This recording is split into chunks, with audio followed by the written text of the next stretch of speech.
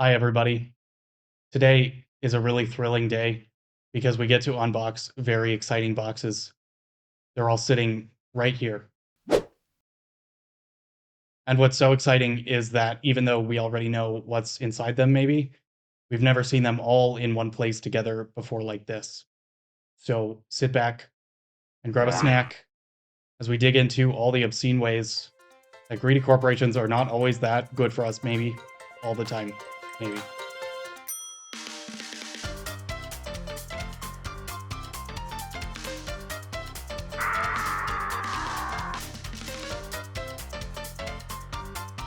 All right, let's start with the small one. We got slavery here. Let's slide this right out and yep, damn. Saw that coming from miles away, guys. I'm honestly not too impressed right now. We already know how the big chocolate companies like Nestle and Hershey's are always tied up in lawsuits over cutting costs by trafficking children in Africa. And you know, I like chocolate. I really do. It's just pretty lame that with all the power and money these big companies have, they use slaves, and it still tastes like waxy garbage. I'd recommend, personally, that they try making chocolate with love instead. Usually tastes better that way. Oh, wait, there's more slavery in here. Looks like it's bigger than just chocolate. Why would Nike, Coca-Cola, and Apple try to stop a ban on products made by forced labor in China? Wow, wasn't expecting that one, guys. Slavery's bad, but it's bigger than I thought, so personally, I'd be interested in learning more. Let's move on to the next one. Vertical integration.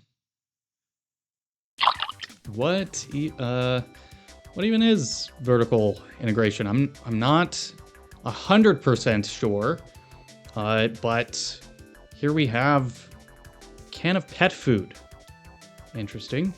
Oh shit! You know what? Someone told me once, and then I independently verified.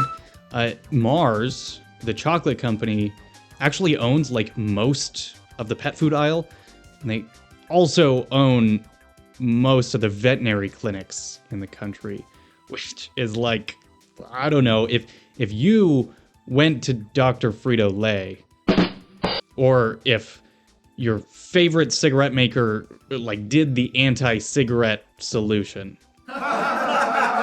Anyway, my recommendation for Mars would be to be very careful not to combine their vertical pet domination with their slave-adjacent chocolate, but, you know, who would stop them? Wait, hold on. Whoa. Okay, wow. We got an extra surprise in this box, too.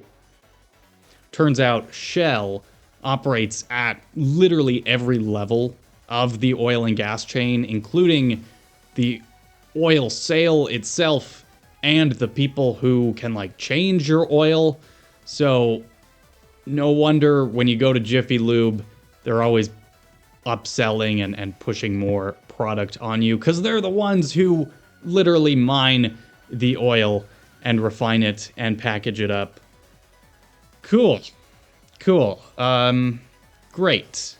Well, that's vertical integration for you. All right, next up, we got laziness, which very interested in seeing what's inside this one, because I typically associate greed with trying harder or, you know, just going at it to get everything you possibly can. So laziness seems sort of antithetical to that. Let's open it up and see what's inside.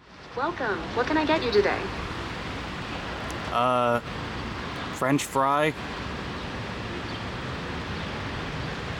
Small, medium, large, or extra large fries. Medium and a sody pop.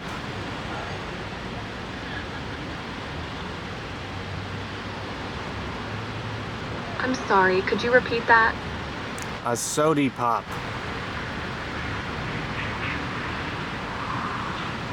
Dr. Okay, and Pepper. what drink?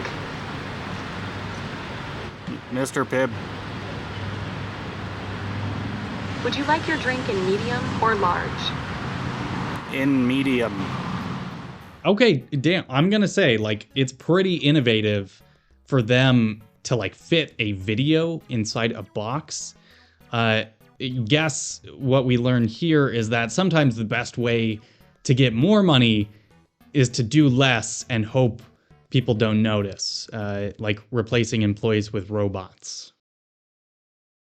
Willful ignorance. Willful ignorance. Okay, the reviews are pretty bad on this one going into it, so I'm really, really excited to rip it open and see what's inside.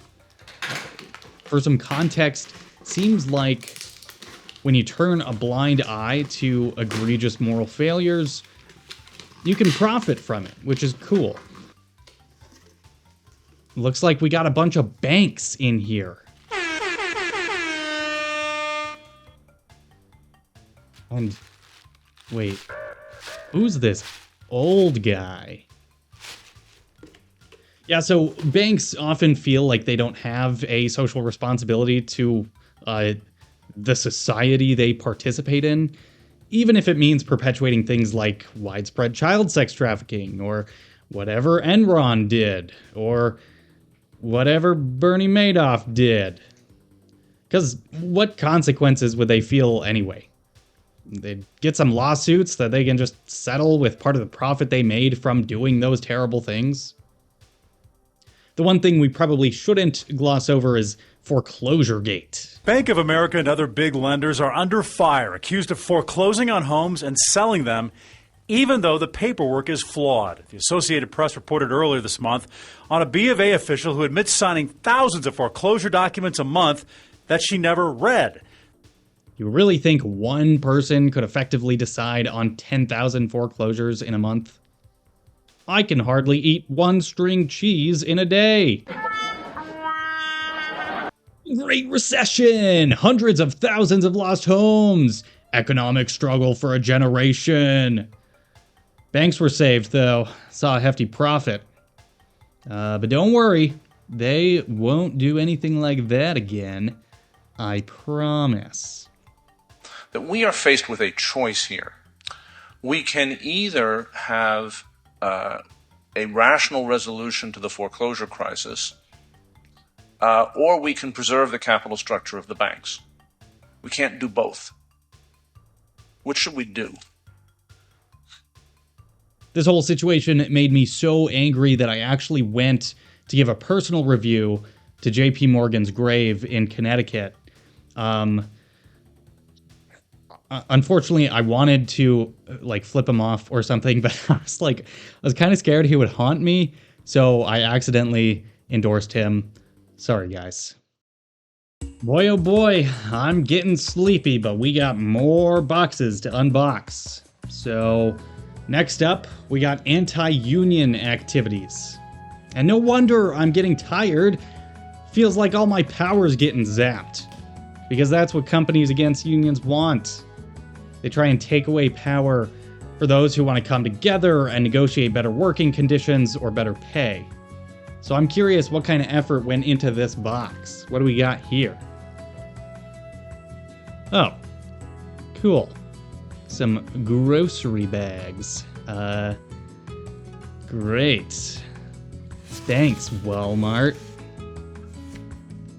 Certain companies really do not like unions, and they'll do a lot to make sure their employees don't organize. Here you go. Thank you. Oh, you're welcome. I'm glad I could help. That's one of the things I enjoy about this job, the way Walmart associates can really make a difference in someone's day. I also love that the people in this store are like a second family to me. You've made a great choice to work for Walmart, and we're glad you're here. But the reality is, you're not the only one looking to get your foot in the door at Walmart. Now, you might have heard stories on the news, read about it in the paper, or seen it on the internet, but labor unions are really interested in Walmart and have spent millions of dollars specifically focused on us. Now, I think you know by now that our company prefers to have open and direct communication with our associates. We don't think that a labor union is necessary here. They kind of go hard. They go hard. All right, one more. Let's finish strong, friends. This box may be smaller, but it's dense. There's clearly a lot in there, and personally, I'm excited to bust it open. Whoa! Whoa! Whoa! How do we even sort through this all? Let me have a moment. Okay, so I think I figured it out. They make all these purchases that sometimes seem pretty little, but then they just fold them into things they already have or want to expand into. And then the other thing just disappears. So they can go from not even being part of an industry to suddenly having zero competition within the time of that acquisition. And before you know it, they're not just selling books online anymore. They're also the main audiobook platform, the main book review platform, one of the biggest entertainment producers, one of the biggest live stream websites, a supermarket chain, home security, home surveillance, third of the internet's infrastructure, and IMDb for whenever I'm struggling to overcome my face blindness and think I maybe recognize someone in a movie.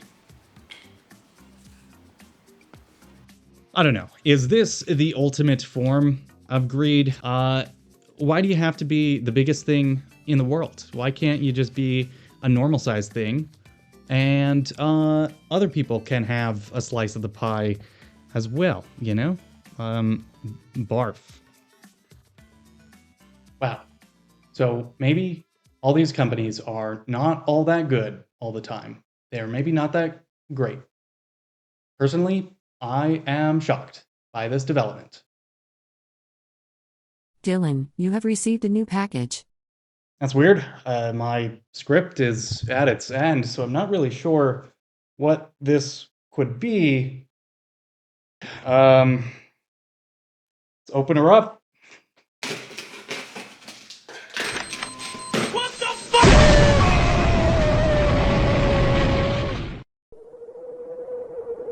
As I looked upon this world from a distance, one thing was evident. Corporations have a lot of power. Too much power, perhaps. Dylan, my old boy, you know what you must do. Unbox one more thing. Tools to prevent corporate greed. But I'm dead. I'm sending you back down now. Rough Riders, let's roll. Yow! So why does any of this even matter? Well, the more power any one corporation has, the easier it is for them to impact our perception of life. In part because of Citizens United, the Supreme Court case from 2010, it's also easy for them to affect our laws. Even laws designed to protect us from them. Remember, their bottom line is money, not people. In my home state, we just passed an anti-homeless voter proposition, and one of its biggest financial backers was a fucking gas station. Now, I don't know about you, but I would rather see solutions focused on getting people housed and safe rather than deciding based on what's going to hurt the profitability of something we're all going to buy anyway. There are a few routes we can take from here.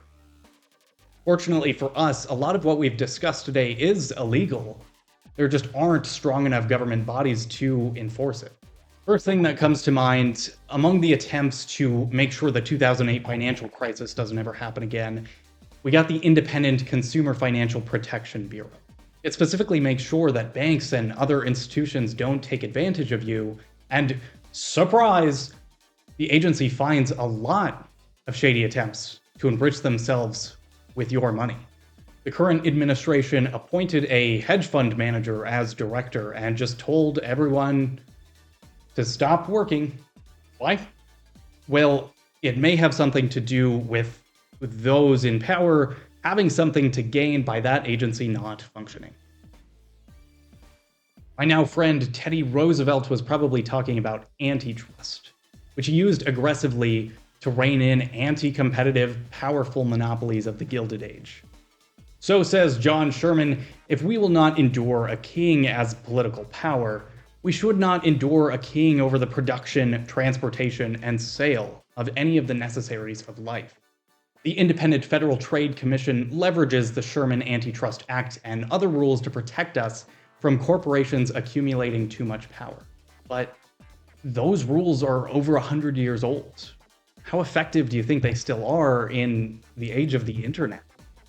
Antitrust has been torn to shreds anyway, mostly led by this Richard Nixon crony who lied to us that mergers are good, actually, because the businesses will just lower costs, and that'll increase consumer satisfaction, so we don't need to check corporate power. Well, did the cost get any lower? Well, doesn't matter anyway, because the president decided that he can fire people from an independent agency, and now they're not able to do anything either. Well, okay. So if all of those big picture things are sort of out of the question, if we can't count on the government to protect us, it's time we protect ourselves. Join a union.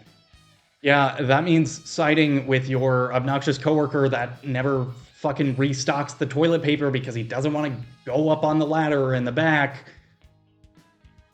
At least he actually knows your name. Walgreens definitely does not. You and your coworker share the same fundamental interests. You want to be paid fairly. You want to be safe. So fight for yourselves. Companies can say whatever they want about unions, good or bad. Just remember to always be skeptical. They're coming in with a very specific perspective. They want to make money, and they don't want their own employees standing in the way of that. Once again, there is an independent agency designed to protect our right to organize, make sure that companies don't steamroll us, the National Labor Relations Board. But it's also paralyzed right now because of the current administration. That means we're kind of on our own, but maybe it's a good reminder that we hold all the power anyway. After all, none of these corporations would even exist without you, whether as a worker or a consumer. To be sure, we need real structural change. But in the meantime, take care of yourself. Take care of each other. Subscribe. Bye.